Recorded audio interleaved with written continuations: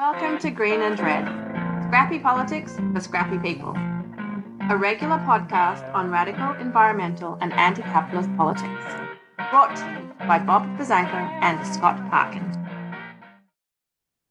Welcome to the silky smooth sounds of the Green and Red podcast. I am your co-host, Scott Parkin, in Berkeley, California. And as always, I am joined by... I'm Bob Bazanko, deep in the bowels, in the heart of Texas. Bob, it's sad that we have to refer to it like that. It does have a certain stench there in Houston, particularly as we move into spring and summer. Yeah, you can smell Abbott and Cruz and Paxton from all the way from Austin. So Yeah, exactly. Cruz is there in River Oaks too, so he's not really that far from no, from he's the not far. Green and Red Studios in he Houston. he might be in Cancun too. So Yeah, Cancun Ted. even though the weather's nice, you just like skip out of town.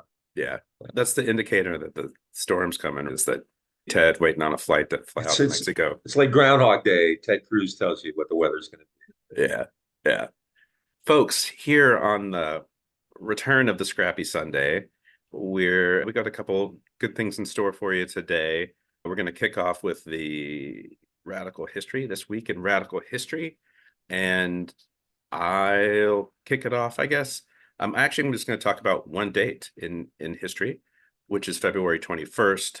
In 1934 was the assassination of Augusto Cesar Sandino, who was a Nicaraguan independence fighter in face of resistance to U.S. domination in the 1930s.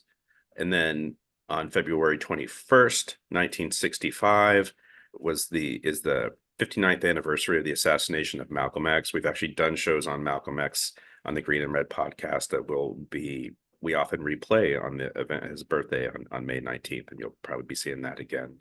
But Malcolm X was a speaker, an activist in American civil rights and Black Power movements, and he was assassinated while preparing to address a crowd of supporters in New York. There's also been some news this week around Malcolm X, which is that former members of his security detail are now claiming that they had been preemptively arrested by the New York Police Department and accusing the feds of being involved in that as well, just to pull away security from Malcolm X's security detail so it'd be easier for his enemies to get him. Don't want to go too much down the conspiracy rabbit hole, but that is like a bit of news that's come up this week. The other actually February 21st date I want to mention happened here in the Bay, which was in 1967, when Malcolm X's widow, Betty Shabazz, was actually visiting the Bay for a sort of memorial for Malcolm X, and her security were two different groups, both named the Black Panthers. There was the Black Panthers of Northern California, and then there was the Black Panther Party of Self-Defense, which is the sort of famous Black Panthers. And the Black Panther Party for Self-Defense, which included Huey Newton, actually had an armed standoff with the police around the security of Betty Shabazz, which actually is one of the things that propelled them into some notoriety, both locally here in the Bay Area and nationally. I only have one thing today, and it's a small thing, but on March 3rd, the famous IWW troubadour, Joe Hill, put out his famous song, The Preacher and the Slave. And I say that because I think it's timely. It's all about how the bosses, and this could be a slave plantation. In Joe Hill's case, it was in industrial America, the fields and so forth, use religion to keep them under control. The Preacher and the Slave is all about that. Work all day, live on hay, you'll get pie in the sky when you die. And seeing the incredible power today of some of these religious groups in distracting us and suppressing us. You have the Chief Justice of the court in Alabama invoking God to say that frozen embryos are people, right? Those clinics should be getting great tax refunds this year with all the children they could, deduct. But anyway, Joe Hill, one of the greats, Preacher and the Slave, I played in class, and it's one of the better labor radical songs I think ever. Just brilliant. Anyway, that was done on 113 years ago today. And from a more personal note, since you mentioned Malcolm, on February 22nd marked the 30th year anniversary of my father's death. And on a personal level, he was not a communist or anything like that, but he was a longtime labor organizer and labor union president who just had a great influence on me and getting interested in politics, understanding the class nature of America, understanding labor and things like that. To Ngola Butsanka Chendan, So, Chindan, 100 years. you know how people who are watching or listening, I'm sure you're familiar with this. Yeah, Scrappy Sunday, we just picked a couple things that we want to talk about, stuff that maybe we haven't talked about in a while. And today I just wanted to mention, to talk a little bit, just as a reminder to myself as much as anything else, that the war in Ukraine is still going on, and the United States is still in intimately and intensely and immensely involved in it. Gaza is getting the attention as it should, because it's just one of the most horrific scenes, incalculably and unimaginably horrific things that you're going to see. But the war in Ukraine is still going strong, and the United States is still pumping tons of money and weapons into that. We know now, and again, the US media won't report on it, but there are now several corroborative stories that, in fact, there were the Russians, in fact, did reach out to try to negotiate based on the idea that Ukraine should not join NATO. NATO should not be expanded. And the US and the British always forced them to scuttle those talks, right? So we know that the United States, just as it has done in Gaza, why wouldn't it, right? The US is vetoing ceasefire resolutions at the UN for Gaza after Biden says, no. And this is Biden's thing, right? He talks about how bad things are, whatever, and then he just goes in. Third time this week, even though they say they're calling for a ceasefire now. Yeah. And they keep rejecting these things. And so in Ukraine, we're getting the same thing, right? The United States is terribly afraid of negotiated peace. It reminds me of John Kennedy in 1963. The guy was trying to get out of Vietnam, so he has a coup. Yeah, exactly. But it's what they're doing. It's actually similar. It's a brutal, bloody, costly war. The number of total casualties, which is killed and wounded. And again, I was looking for numbers again this morning, and they're just all over the place. But I think it seems to be like fairly safe to say that over 600,000 Russians and Ukrainians have been killed and wounded. More Russians. Russia has suffered well over 300,000 of those casualties. The numbers dead are again all over the place. The number of civilians killed is great, but in 2 years, and I'm talking about this because we're at the 2-year anniversary of the initial Russian attack on Ukraine in 2022, but even in 2 years, the damage, the murder of civilians is actually lighter than it is in Gaza in 3.5 months, 4 months, right? Yeah. The war has been incredibly expensive. The Quincy Institute, which features our Green and Red's friend, Andy Basevich, who's just a great scholar, has put out some really good data on Ukraine. In 2 years, the United States has spent over 113 billion, with a B, obviously, dollars there. About half of that, almost half of that, is specifically in military aid. Then you have economic aid and aid for weapons. So $113 billion. The weapons delivered include 76 tanks, 3,600 armored vehicles, over 3 million artillery rounds, and 400 million rounds of small arms ammunition. Didn't Pelosi recently say something like they're not killing them with our weapons, or maybe that was in Israel? Either way, it's preposterous, right? Because the U.S. is subsidizing these slaughters in both places. What I found interesting is the Quincy Institute has some demographic information. When the war began, the average age of a Ukrainian soldier was in the 30s, the 30, 35, early 30 range. Now it's in the mid 40s, Yeah. which obviously indicates the losses they're taking. They're losing a lot of young men, and so they're going back and getting people who normally would not be in the military because of their age. The Ukrainian population in 2021 was 43.5 million. Today it's 37.9 million. 6.3 million Ukrainians have been displaced outside Ukraine. 3.5 million have been internally displaced. Remember when this began, Americans were like, adopt a Ukrainian, bring him in, this and that. Obviously, we're not seeing any of that with Gaza. And then most interestingly, when the war began, about 75% of Americans supported it.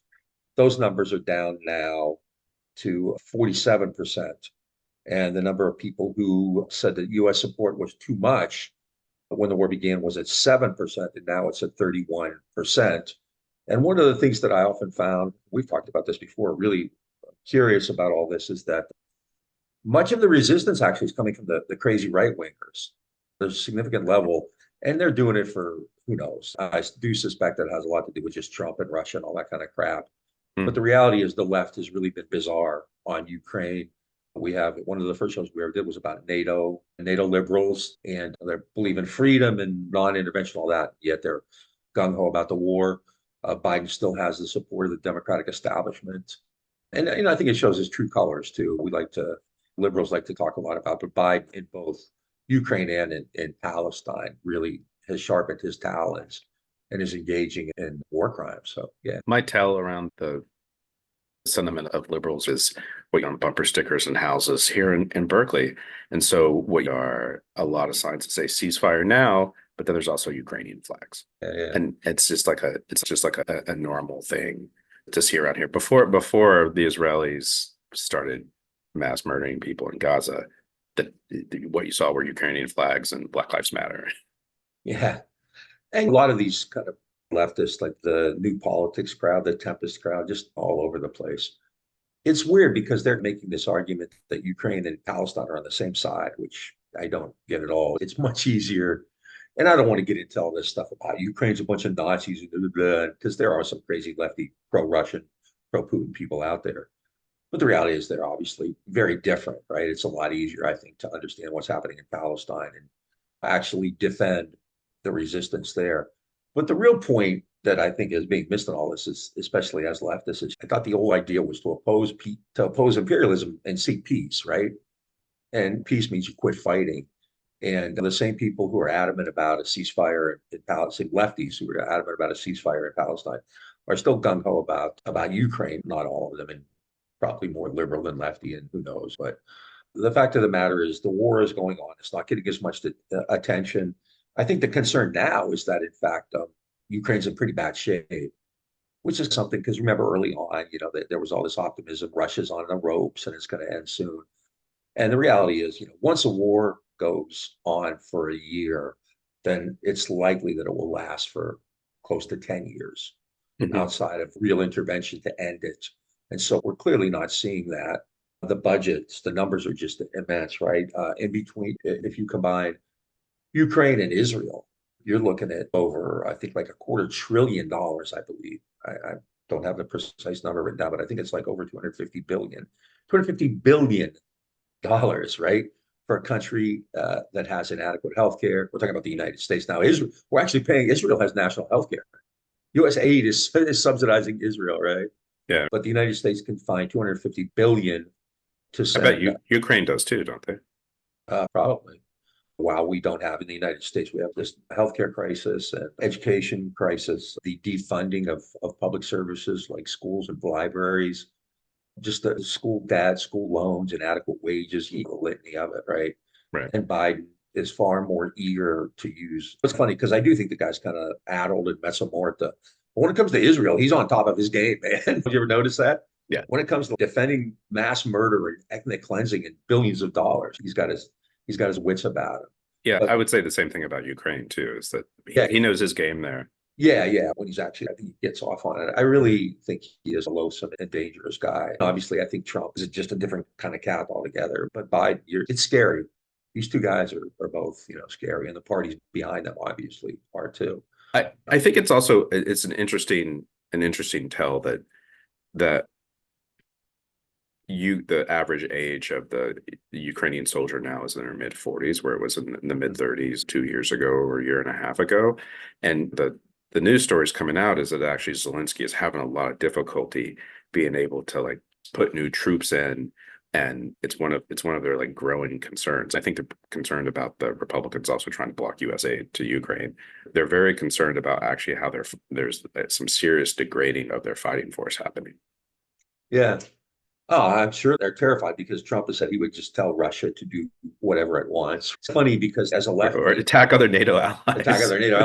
And as a lefty, we've been opposed to NATO for generations, really. Yeah. And it's hilarious once more that the attack on NATO is coming from these crazy right wingers, and these liberals are now defending these huge military alliances, which are incredibly expensive and destabilizing. So the world is really upside down on these issues. Yeah. When around 2005-06, when things in Iraq started to go badly, the US military was having a crisis in reenlistments. And I knew some guys who had been in the military much earlier in life. They were like in their mid 40s, and they were getting calls from recruiters asking if they would big bonuses too to come back.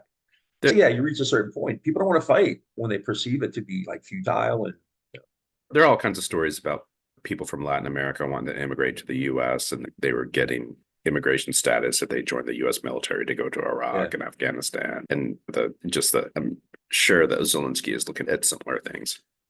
Yeah, there's clearly a morale issue that the media doesn't really talk about very much going on. We have that. And since I just want to mention one other thing, since we were just talking about Biden and so the Ukraine war is still with us. So is COVID.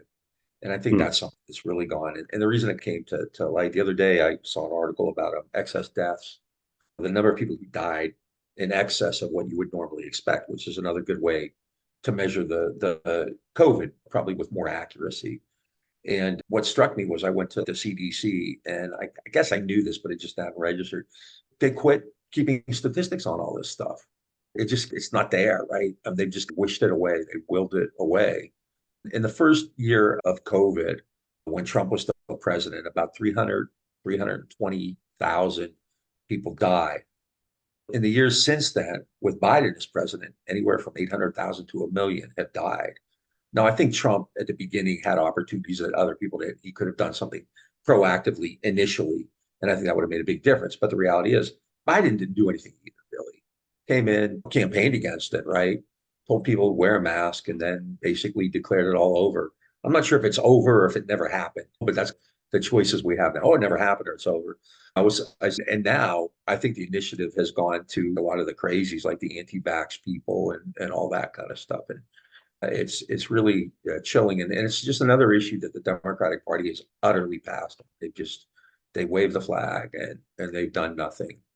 And it's really terrifying. Long COVID is now affecting huge numbers of people. It affects your respiratory system, it can affect your brain.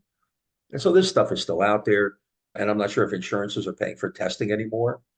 Also, if anybody wants to understand the true nature of capitalism, study the development of COVID tests, COVID vaccines, and so on. The US government funded all this with trillions of dollars, right? And who's getting the profit from it? Right? SmithKline, Glaxo, and all these other pharmaceutical companies, just like the weapons manufacturers who are just like profiting so amazingly off Ukraine and Israel, a lot of these pharmaceutical companies. If we could say this about many different, go ahead. I'm just going to comment. I can't imagine that the U.S. government subsidizing an industry to be able to make a lot of money off of people suffering and dying. It just baffles me that happens. Yeah, it's funny. Remember when it was Palin who was warning us about death panels? Well, that's what we got. Yeah. That's what we have. Some insurance company functionary probably making $15 an hour is saying, oh, that kind of stuff. So anyway, COVID, it's like when you see a school shooting and you say, oh, this will finally make people wake up. I don't say that anymore, but a lot of people say, oh, they're killing little kids in school with guns. And in the same way, I think the utter disastrous, horrific failure of public health and COVID that's all we need to know. The way COVID was handled and nothing's going to be done. Nothing's going to get done about that. That's the thing that's really frightening. And there are other bad viruses coming down the pike. You can be sure of it. And and the next time we may not be so lucky. I think the death toll in the U.S. has been estimated. Again, these numbers are all over, somewhere between 1.1 and 1.3 million. And if you include excess deaths, it's more than that, right? Numbers over what the actuarials would suggest. This is the way America works, right? We have these crises like the war in Ukraine or like COVID, and then you get distracted from them, and then something else comes up, and then they just get passed by the wayside. And the net result is that some corporations, like the pharmaceuticals and weapons industries, are getting immensely even more rich than they ever had been before on it. And last week on Scrappy Sunday, you did the segment on military profits, right, from the war. And that's what we're looking at. And I think we're really in these bleak times. So anyway, take care of each other, I guess. I don't really have any solution to it, but I've been thinking a lot about the kind of persistence of these problems and the continued the way that most Americans just ignore it. The media, the political class, right? It's just an ugly system that's been designed this way. Did you see the Surgeon General of Florida? Who's got to be the most, how did I get how did he go to med school? He must have gone, that must be like Saul Goodman's law school, med school of American Samoa or whatever, right? Even the Grenada or whatever. Yeah. Now in Florida, you don't even have to, like, you can go to school with measles. And there's like tons of kids now are not vaccinated. What I understand is like these parents are essentially sacrificing their children. You're exposing your kids to a deadly disease, right? Yeah. It's nuts. It's really crazy. What Florida and Texas, what baffles me is that there's an educated group of people there that is a big. There's a lot of educated people in states like Texas and Florida because there's a lot of money there, there's a lot of wealth, and yet Yeah. we're putting these Neanderthals into office. Texas had whatever 8 terms of Republican governors or whatever who just are. George Bush now looks like Eugene Debs compared to what we got. He's it's the best governor since I moved here. It's George Bush. Yeah, then that's saying something. And it's just like this race to the bottom that's going on Yeah. in some of these red states. Yeah. I was going to talking about, you mentioned what we talked about in last week's episode, where I was talking about how some of these like climate sustainability mutual funds, supposedly socially conscious mutual funds are also heavily invested in the weapons manufacturers.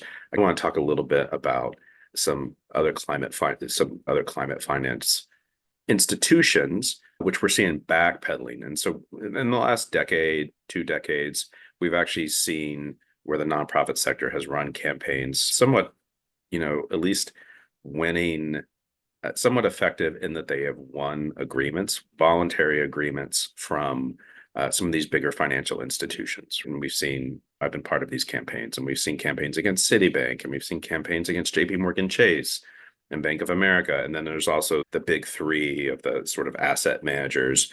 And we've also seen movement from, asset managers like State Street and BlackRock. What we're seeing now, first, there's been a lot of critique of these institutions trying to be more sustainable, to think about what they're investing in with fossil fuel projects or what have you. And the critique is coming from the right, where they are calling it woke capitalism. And Texas and West Virginia have at least cut off business with some of these investment institutions if they have a climate pledge. And I don't actually think that these institutions are necessarily bowing to the power of the Republican Party and their critique of woke capitalism. I do see it as an opportunity for them to begin to backpedal on some of their climate pledges, which is actually what is happening. And a couple of weeks ago, maybe a couple months ago, there was actually an article about how Bank of America actually is reneged on a lot of its like funding. It's pledged not to fund coal-fired power plants and coal mining and things like that.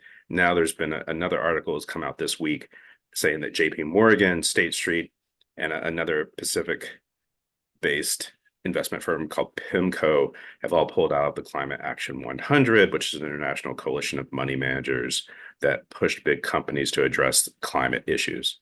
And so we're seeing Wall Street really retreat from these environmental pledges. I actually think it's just not. I think they see it as an opportunity to just not have to self-regulate of who they're putting their money into. These are also, in many ways, Wall Street is a liberal bastion, right? It's like they're financially, physically conservative, but they're socially liberal. Lots of people who work at these institutions are very concerned about the climate crisis. Superstorm Sandy actually flooded Wall Street, and yet the power elite at the top in the C-suites are pulling back on that.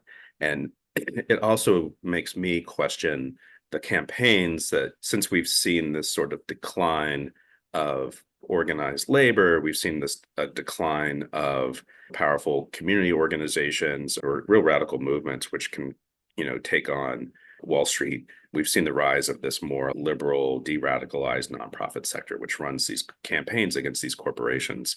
And it seems like it's, in many ways, they exist to de-radicalize people's movements. They take the sting out. And then there's also, it's just, these are failing terribly. And I think this year we've seen more emissions than we had in a long time. The erratic weather and floods and fires and things like that are only getting worse. And now these institutions, these financial institutions, actually feel impervious to any sort of critique from social movements. Yeah, that's the peril of woke capitalism. I do think because of the pressure that people like you put on it, they had to respond. But then a lot of these Republican legislatures, especially, have really given them an out, right? Mhm. With these, because Texas has these laws now where you can't invest in, or you can't be like kind of one of those socially conscious investing firms and work with the state. It's obviously very corrupt and it's a scary situation, especially with look at Southern California, what atmospheric rivers. What do you have up your way? What were they called? Those things you had last year, that weather event. Atmospheric river. Atmospheric. Didn't you have some kind of bomb too, though? Or wasn't there was some other stuff too. Yeah, The point yes, is, I'm blanking on the name, but yes, there was some yeah, and catchy name for it. yeah, I mean, but we're seeing these amazing droughts and huge storms. The north, this was one of the most mildest winters that they'd had in years, right? There was very little snow in places like Chicago and in Ohio this winter. Yeah, everything's upside down. And obviously the search, the quest, the hunger for profits is more important than the survival of the planet. But that's not a surprise. It's always been that way. Yeah. Although Biden finally went to East Palestine, Ohio. I don't think anything's happened, but yeah, the world is obviously in disarray. I saw also, I don't know if you're done with that, but I was just going to actually give you a segue. But so I was going to say, I saw that this week, your favorite politician in San Francisco, Nancy Pelosi, has made some news again. Yeah, former Speaker of the House, Nancy Pelosi, who's a big supporter of Israel. I actually think it was a quote from her that you mentioned before, where she said that, oh, the Israelis aren't using American weapons, Yeah. which is ridiculous. Yeah. But Code Pink, we've had folks from Code Pink on the show before, have been doing a hunger strike outside of Pelosi's house. It's actually where we saw the video of Pelosi yelling at them, telling them to go back to China, their headquarters. But then they also, last week, they did an action where they threw red paint on her house and they got arrested. One of them had two of them were arrested. One of them is charged with misdemeanors, which Pelosi is pressing charges for throwing the paint. The other person actually had a paintbrush and it dripped on a couple drops on the uniform of a San Francisco police officer. And so she is actually charged with felony battery of an officer. And the other dynamic here is that in 2022, San Francisco did a recall of Chesa Boudin, who was the very progressive district attorney and has been replaced with Brooke Jenkins. We actually talked about Brooke Jenkins the other day with Josh Frank because of people in Brooke Jenkins' office have been sending anti-Arab comments to Counterpunch. But Brooke Jenkins is also where Chesa used to just like throw protest charges out. Brooke Jenkins has said that she's going to aggressively prosecute all protesters. And so Pelosi is definitely targeting. They definitely don't like Code Pink. They definitely don't like anti-war in Gaza, anti-ethnic cleansing in Gaza protesters. Also, Biden came here this week, and because he's on a fundraising tour of the West Coast to save his campaign. Over 1,000 people turned out in Pacific Heights, which is the sort of Beverly Hills of San Francisco, and surrounded the house. There was actually video I saw this morning of people chasing down Biden's security and media detail through the Fairmont, which is the hotel where he stayed. And it's granted it's San Francisco, and there's a lot of strong anti-war, left-leaning politics here, but it is important to note that this is happening all over the country, and Biden actually can't go anywhere publicly without having mass crowds, whether it's in Des Moines, Iowa, or Pacific Heights, and be protested. And these politicians, where we think that he's Uncle Joe, and we think Nancy Pelosi's this brave member of the resistance who stood up to Trump when no one else would, they're vicious, and they're going after our comrades. And so it's a really important thing to pay attention to. And I know there's a lot of liberals out there who think that we're not being civil enough, and we are not.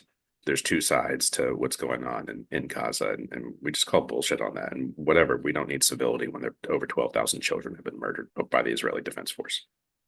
Yeah, I think they've really, if you study politics at all, you're aware of this, but the liberals in the past year sort of really revealed their true kind of McCarthyite underpinnings. They're willing to use the surveillance state. They're willing to use authorities in order to stop people like that you and I know going. Pelosi has vowed She wants the FBI to start surveillance on anti-war groups, which it's doing already. Like it's been doing that forever. And then you have these Oh, yeah, I forgot to mention that part.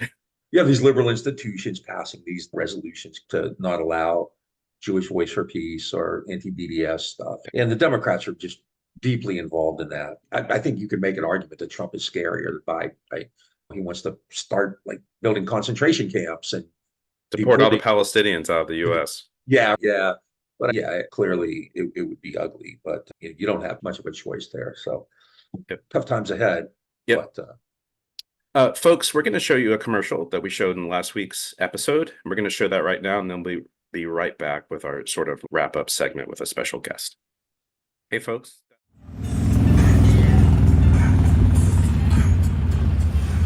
It won't kill you to try it. It'll make you really, really sick, but if you can get to a hospital that hasn't been bombed or still has medicine, you'll probably live. We are bringing this imported, contaminated drinking water to the people in San Francisco. Bottled at the source, made with USA. It's called Gaza Springs. It's raw sewage and unfiltered seawater, and it contains cholera, dysentery, typhoid, and now we can all enjoy the diarrhea that is killing babies and toddlers in Gaza.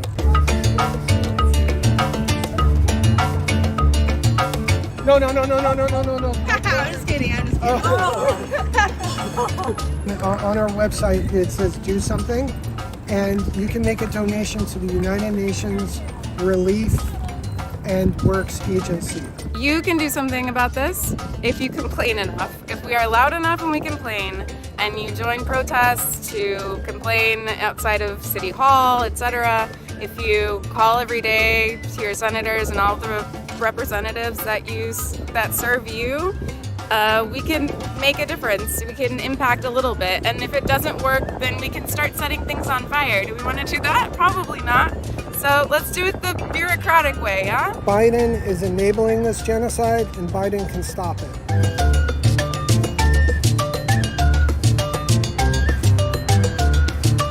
So taste the genocide. A commercial that you may have seen in our episode last week for Gaza Springs. And now, as our wrap-up segment, we're actually joined by the assistant marketing director of Gaza Springs, Jeff Grubler, who wants to share a little info with us about his product. Jeff, maybe actually start off and tell us, what is Gaza Springs? Gaza Springs is imported contaminated drinking water. It's bottled at the source, and it contains raw, untreated sewage and unfiltered seawater, and it is infused with organic fermented cholera, dysentery, and typhoid. So you can enjoy the same diarrhea that's killing toddlers in Gaza. And so we're basically a startup. We are a startup war profiteer. We don't have the body count that the bigger war profiteers have, but our product is going viral. And by viral, hepatitis, smallpox, chickenpox, meningitis. So it's really blowing up right now. A lot of bombs blowing up as well.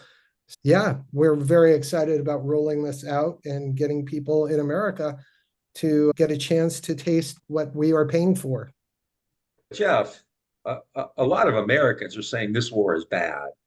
How can you justify selling water? Yeah, everybody's got to make a living. And they may say the war is bad, but our government is funding it. And they are giving political support to it. And every bomb that's dropping on the most densely populated place in the world right now, maybe not every bomb, let's say 90% of them are American made. So it's really, and the thing is, I have to say, we own, as the American taxpayers, we own Gaza Springs. This is a collective company. So Yeah. Bad taste for a good cause. And how are you marketing this to the American people? Yeah, Where, so I think you just showed the little video that one of my friends made. My friends and I are just going out on the street and asking people to try Gaza Springs and doing a little education on the spot around it, and it's good. I love, for me, the sweet spot is people who are, they look at it and they're confused. They don't know what's going on. They're like, "You want me to drink that?" There was one woman who said, "Ew, they need to distill their water." And these group of kids, we had the big banner and stuff with the label on it. And on our label, we have these like screaming, crying kids, and they're like, "What the F is the matter with them? And why do they look like that?" And they're like, "You want me to drink that?" And when the response is, people in Gaza are drinking this every day. And it's a good way to spark the conversation, to get an education. And we're trying to do action as well. We're trying to get people to make donations on the spot to UNRWA, the United Nations Relief and Works Agency. And we are also trying to get people to message Biden, to make phone calls, to fill out the White House, the White House. There's a comments thing on their website, or to tag in social media. I've been doing protests too. So we're doing everything, including encouraging direct action. And on our website, people can download the labels. And I've basically set out instructions how they can start their own Gaza Springs franchise so they can do the same. what's the website? The website is gazasprings.com. And that stuff's so bad, they're going to have to start bringing in water from Flint. Yeah, yeah. And what some people did in Flint is what I'd like to see people do with this too, is there's one going out to people on the street and just doing direct marketing, right, to people on the street, but take it to your politicians and challenge them to drink it. Hey, you support the war? Have a taste of genocide. This is what people in Gaza, was killing Palestinian toddlers, are drinking. Why don't you try it? I'm sure Nancy Pelosi would be happy I was just to drink it. Yeah, deliver a case to Nancy. Yeah. yeah. I think that's the way to go. Let's see if she'll take a few sips. I doubt it. She's got, yeah, Nancy. You say what you will about her, she has excellent culinary taste. You remember that refrigerator filled with ice cream? Every kind. Haagen-Dazs. Haagen-Dazs. Yeah, and she's got plenty of room to put several cases of Gaza Springs water in it. Yeah, she's doing very well in the stock market, I hear. I made $1 million this week off Nvidia, I think. Yeah, she's making a killing. Yes, she is. Yeah. Yeah, I think all of our politicians right now, most of them are making a killing, particularly the ones who are getting money from APEC. Yes. Yeah, I think that the Democrats, they are going to, I'm worried. I'm one of the few maybe on the left that's worried that Biden's not going to get elected. I don't want to vote for him. But I'm a strategic voter. I vote for who do I want my enemy to be? Who do I want to fight? But there is no way in hell that you're going to get 98% of Arab Americans or Muslims to vote for him. And young people, like, you can't say to these kids, by kids, anyone under 40. It's like, you say to them, "Oh, yes, I know they're doing a genocide, but you still have to vote for them." That's not a good sell. On a bit of a serious note, that whole issue of environmental warfare, we just had an interview with Joshua Frank last week, so I would encourage anybody out there to go look at it. And that's actually something that we don't really talk that much about. If you study wars in Korea and Vietnam, the Gulf Wars, the environmental devastation there in Vietnam, you're still seeing orphanages being set up for kids who were affected by Agent Orange 50 or 60 years ago, depleted uranium in Iraq. The issue of drinking water is something obviously we take for granted, but there literally are people dying every day in the so-called third world. I think 20,000 kids die from diarrhea because there's just not enough clean drinking water. And the situation in Gaza is as horrific as any I've heard. It's terrifying. And it's not by mistake. It's obviously intentional, which is actually one of the elements of genocide. People think genocide means you have to kill millions of people. It means a lot. In environmental war, removing people from their sources of life is one of the criteria for it. Gaza was struggling before. Oh God, yeah. Before the water situation there before the October 7th was in crisis. And now what you have, and I'm glad, Bob, that you brought this up, because so here's the situation. Israel has destroyed, they're saying 70% of the infrastructure. It's basically all destroyed. There's no way for people to sustain life without massive humanitarian aid in Gaza. They've destroyed everything. Apparently, Hamas hides in the sewer treatment plants. They hide in the grain silos. They are hiding in the farmland. They are hiding in the electrical grid. They're hiding under every road and school.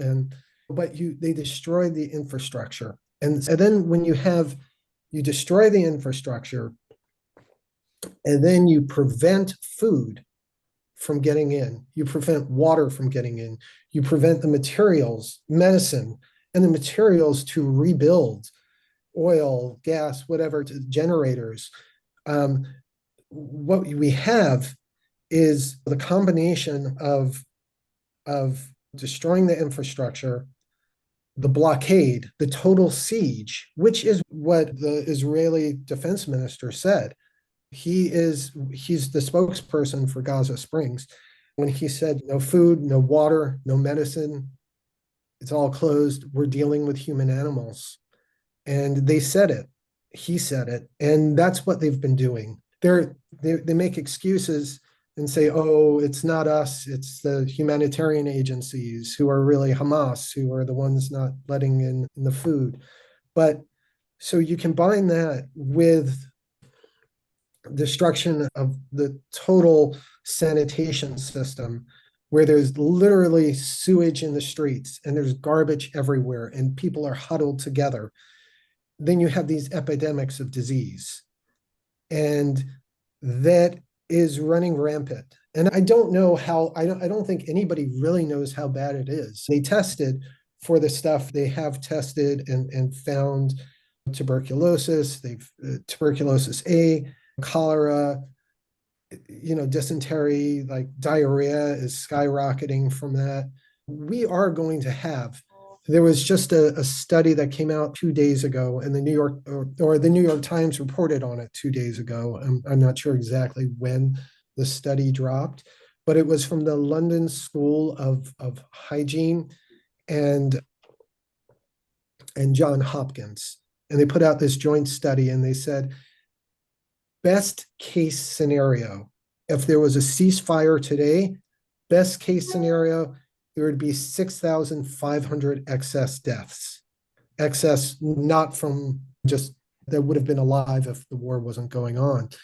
But if the war continues and the blockade and everything continues the way it's going, in the next 6 months, there will be 85,000 excess deaths. 85,750 excess deaths is their estimate. I was surprised pleasantly that the New York Times actually reported on it, but that 85,000 more deaths in 6 months. And that's not even talking about everything else that you brought up in terms of genocide, destroying all the cultural institutions, killing all their doctors, their professors, blowing up the universities, the churches, the mosques. Yep. Those are all components of the Genocide Convention. It's not just killing 6 million people. It's more than that. And I think people don't understand that. The word is loaded. There's clearly an ethnic cleansing going on. That's undeniable, but it's bigger than that. Obviously, as a professor, the scholasticide is really troubling. I suspect Abbott would love to do that here in Texas if he could get away with it. If he yells Hamas If he while yells- doing it, I think he can get away with I it. told my class here that Hamas blew up the Maine in 1898 in Havana Harbor. So, that's all you have to do. And then if not, you're anti-Semitic. They have you both ways. Yeah. Even Jews now are anti-Semitic. I Yeah, mean, we yeah. used to at least be called self-hating Jews, So, but now I'm an anti-Semitic Jew. I don't know. yeah, you're in good company. You, Noam Chomsky, Woody Allen. Yeah. Jewish but, Voice for Peace Jewish Voice is for Peace. considered a hate group I know. by the ADL now. So that tells you a little about the ADL. Yeah. So where can we buy your water? Are you going to be on Amazon and all those other platforms? Like I said, it's going viral. You Yeah. can I suggest going to Gaza and drinking some there. But you could also go to our website. We have a button on the website that says franchise on gazasprings.com. Go to that. You can download the labels, get your own bottles, fill them up. I wouldn't suggest putting actual poop water in there. I think that if you are having a hard time getting water imported from Gaza yourself, simulate it. Use a little soy sauce, couple drops, maybe a little teriyaki sauce. And cut out those labels, paste them on. Maybe you could set up an American subsidiary in Flint and Jackson to produce it there. Create jobs. You're a job creator. Yeah, there you go. I am. I'm trying to work on some other products as well. I don't know what to do. We're all doing what we can. And being that I'm a weirdo, I resort to giving out poop water to people. Fake right? poop water. Fake poop water, poo water. But we got to do what we can. And the direct action, shutting down bridges.